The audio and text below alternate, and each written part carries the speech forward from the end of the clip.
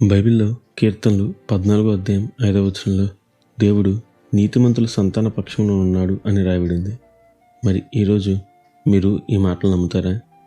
చాలాసార్లు సాతాను కలగజేసే శోధనలో నిరాశ ఒక విధమైన శోధన.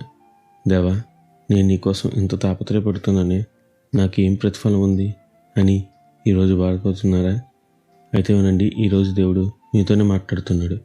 మరి ఈ రోజును దేవుని వాక్యధ్యానంతో ప్రారంభిద్దామా?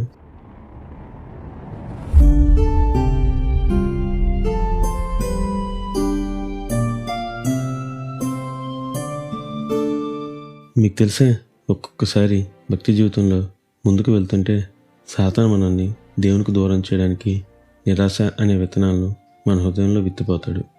ఈ నిరాశ విత్తనాలు చాలాసార్లు విశ్వాసుల హృదయాలను వికలం చేస్తాయి. అంతెందుకు, బైబిల్లో సాక్షాత్తు ఏలియా ప్రవక్తనే ఈ నిరాశకు చోటిచ్చి, దేవా, నన్ను ఇక నీ రాజ్యానికి తీసుకో అని ప్రార్థించినట్లు చూడవచ్చు. అయితే తెలుసా, మీ విశ్వాసం కడవరకు కొనసాగిస్తే దేవుడు మీకు జీవకిరీటం ఇస్తాడు. అంతేనా, మిమ్మల్ని ఆశీర్వదించి అనేకులకు ఆశీర్వాదకరంగా ఉంచుతాడు.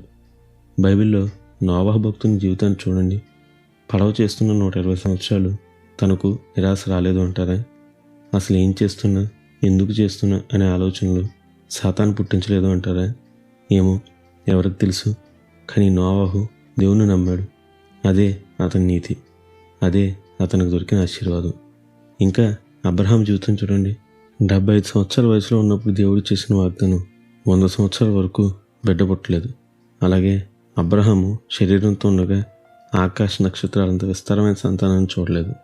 కానీ ఇప్పుడు ఆ వాగ్దానం నెరవేర్పు మనం చూడడం లేదా?